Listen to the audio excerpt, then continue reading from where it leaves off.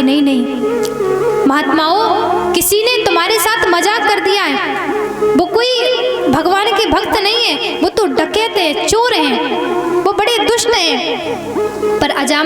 पर संत कहते हैं कि भले ही हमारा भक्त कैसा भी हो, पर अब हम तुम्हारे दरवाजे पर आ गए हैं, तो आज रात्रि विश्राम यहीं पर करेंगे। अब तो महाराज अपने अपने चिमटा लगा करके और ध्वनि रमा करके सारे संत अजामिल के घर के बाहर ही विराजमान हो गए। अब तो बेचारी वेश्या परेशान, वेश्या बार बार बाहर आकर के देखती है कहीं ये संतों से कोई अपवित्र ना बोल दें, कुछ गलत ना बोल दें। अब तो जब रात्रि के 12 बज जाते हैं तो वेश्या ने आकर के कहा कि महात्माओं, मैं आपको भोजन तो नहीं करा सकती। क्यों? क्योंकि मैं एक वेश्या हूँ, हमारे घर में मदिरा पान होती है, मांस मदिरा बनता है, इसलिए हमारे घर का भोजन तो आप करोगे नहीं, लेकिन मैं यदि सूखी सामग्री दे दूँ तो क्या ले सकते हैं? संतों ने कहा कि हाँ ठीक है। अब तो वेश्या ने आकर के और सूखी सामग्री दी, संतों ने उसका प्रसाद बनाया और प्रसाद बना करके अपने ठाकुर जी को भोग भी लगा दिया। और ठाकुर जी को जब भोग लगा दिया और भोग लगा करके अब तो रात्रि के 12 बजे के बाद जब अजामिल आता है तो देखता क्या है कि वहाँ पर तो कीर्तन हो रहे हैं, सारे संत कीर्तन कर रहे हैं। अब तो जैसे अजामिल ने एक आवाज लगाई कि सारा कीर्तन सन्नाटे में बदल गया। अब तो वेश्या दौड़ती हुई आती है और अजामिल से चिल्लाती हुई कहती, अरे ये संत हैं, इनसे ऐसे बात तो नहीं करना चाहिए। तो अजामिल उन संतों से कहता है, देखो संत महात्माओं, जल्दी से मेरे घर से चले जाओ। तो संतों ने कहा कि बेटा अभी तो रात्रि है, अभी हम कहाँ जाएं, और हम बिना दान दक्षिणा लिए नहीं जाएंगे। अजामिल ने कहा कि महाराज ये शुक्र करो, ये शुक्र मनाओ कि मैंने तुम्हारे जो चिमटा है, जो ढोलक मजीरा है, वो नहीं छुड़ाए। यदि मैं छुड़ा लूंगा तो क्या कर लोगे? तो संतों ने कहा कि भले ही तुम सब कुछ ले लो, पर हम आज तुमसे दान दक्षिणा लिए बिना नहीं जाएंगे। अब तो जब प्रातः काल होती है तो महाराज जब संत जाने लगते हैं और अजामिल से कहते हैं कि अजामिल बस तू हमारी केवल एक बात मान ले। तो अजामिल ने कहा कि हाँ कौन सी? तो अजामिल से संत कहते हैं कि एक बात बता कि तेरे अभी तक कितने बालक हैं? तो अजामिल ने कहा कि मेरे अभी तक 7 बालक हैं और 8वां होने वाला है, 8वां होने वाला है। हाँ। तो संतों ने कहा कि ठीक है अजामिल, बस तू अपने जो तेरा छोटा वाला बालक है उसका नाम केवल तू नारायण रख देना। तो अजामिल ने कहा कि नारायण? हाँ केवल नारायण रख देना।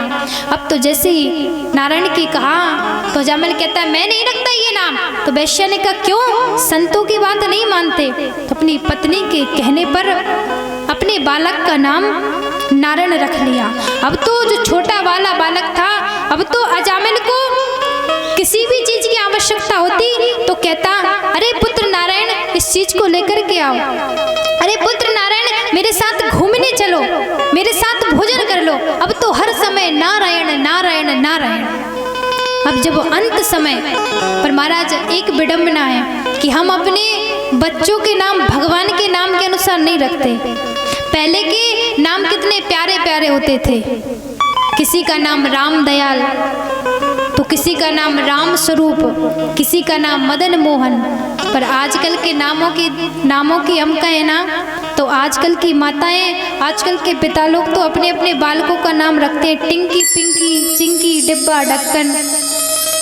बताओ ऐसे ऐसे नाम रखते हैं। बेटियों के नाम रखेंगे टिंकी पिंकी चिंकी और बेटाओं के नाम रखेंगे डबलू बबलू डबलू, ऐसे ऐसे नाम रखते हैं। पर नहीं, हम यदि भगवान के अनुसार रखेंगे तो अंत समय यदि हमें भगवान भी याद नहीं आए, क्यों? क्योंकि अपने बेटा और बेटियों में ज्यादा मन होता है, उनके प्रति ज्यादा मोह होता है, तो कम से कम वही याद आ जाएंगे। पर महाराज हमारे माता और पिता बड़े चतुर हैं, बड़े होशियार हैं। हमारा नाम रखा है कृष्णा, यदि अंत समय में कोई याद नहीं आया तो हम तो याद आएंगे, और जब हमें याद आएंगे तो भगवान भी चले आएंगे। इसलिए अपने अपने बालकों का नाम, अपनी अपनी बेटियों का नाम भगवान के अनुसार रखें। और आज जैसे ही अजामिल ने अपने छोटे वाले पुत्र का नाम नारायण रखा था ना, तो तो जब अंत समय में जब यमराज के दूत लेने के लिए आते हैं जंजीरों को लेकर के, तो अजामिल तो घबरा गया। अरे बाप रे बाप, ये कौन आ रहे हैं? तो तुरंत अपने पुत्र को बुलाता है, अरे पुत्र नारायण मुझको बचाओ। अब महाराज जैसे नारायण का नाम लिया तो उधर से भगवान के दिव्य पार्षद आते हैं। 4 पार्षद जैसे ही आए और इधर से यमराज के दूत अजामिल को लेकर के जा रहे थे, उधर से पार्षदों ने पिटाई करना शुरू कर दी। अब तो जैसी पिटाई की तो महाराज यमराज के दूतों ने कहा कि आप कौन हो? तो पार्षदों ने कहा आप कौन हो? बोले हम यमराज के दूत हैं। अच्छा, यहाँ पर क्यों आए हो? बोले ये महादुष्ट है, इसको लेने के लिए आए हैं। तो भगवान के पार्षदों ने कहा कि ये दुष्ट नहीं है, ये तो हमारे भगवान का भक्त है और इसने हमारे भगवान का नाम लिया है। तो यमराज के दूतों ने कहा कि नहीं नहीं, इसने तुम्हारे स्वामी का नाम नहीं लिया, इसके पुत्र का नाम नारायण है। तो भगवान के पार्षदों ने कहा कि भले ही इसके पुत्र का नाम नारायण है, पर हमारे परमात्मा का नाम तो अनंत जन्मों से है, इसलिए हम चाहे कोई कैसे भी ले, चाहे वो भाव से ले, कुभाव से ले, आलस्य से ले, पर भगवान का नाम तो कल्याणकारी होता है। और जो भगवान का नाम है ना, वो 10 दिशाओं में कल्याण करने वाला होता है। भाव कुभाव अनख आलस हो, भाव कुभाव अनख आलस हो,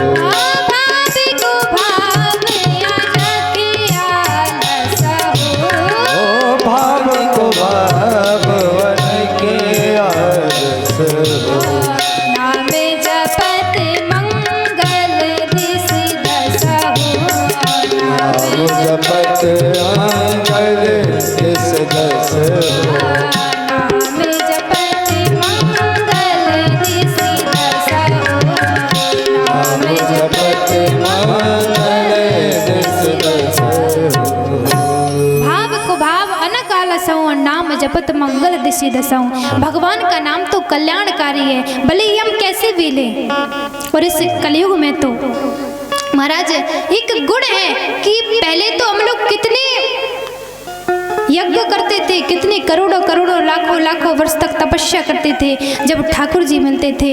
पर इस युग में तो भगवान ने हमें एक सुविधा दे दी, और वो सुविधा कैसी है कि कलयुग में तो केवल भगवान का नाम स्मरण करते रहो, चाहे खा रहे हो चाहे पी रहे हो, कैसे भी करके।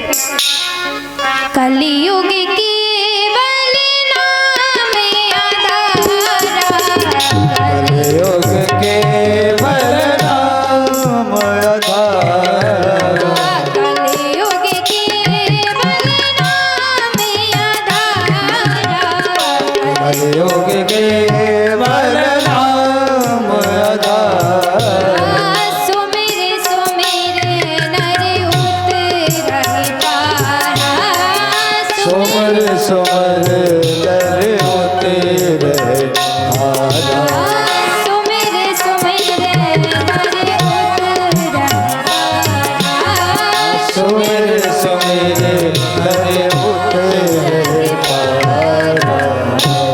कलयुग केवल नाम आधारा और सुमिर सुमिर नर उतरहि पारा। इस कलयुग में यदि हम भाव से केवल राम जी का नाम ले लेंगे ना, तो हमारा इस भव सागर से तरण तारण हो जाएगा। इस प्रकार से भक्त अजामिल की कथा आती है कि अजामिल ने तो अपने पुत्र का नाम रटा था, पर जब अजामिल भगवान के पार्षदों और यमराज के दूत की बातों को सुन रहा था, तो अजामिल ने मन में विचार किया कि अभी तक तो मैं वास्तव में ही अपने पुत्र का नाम ले रहा था, पर आज से जैसे उनकी बातों को सुना तो तुरंत मन में बैराग आ गया। और बैराग आते ही महाराज तुरंत वन की ओर चल दिया, सबका परित्याग करके। तो महाराज इस दुनिया में जो भी आया है उसको जाना जरूर है, चाहे वो कोई जंजीरों से बंधा हुआ जाता है तो कोई विमान में बैठ करके जाता है। इसलिए संत का तो बड़ा सुंदर भाव है। आइए हम इसी भजन को लेकर के और आज की कथा को हम यहीं पर विश्राम करते हैं। इस भजन के बाद सुंदर सी आरती। जगत में कोई न परमाने तेरे प्यारे, कोई न परमाने जगत में, कोई न परमाने जगत में।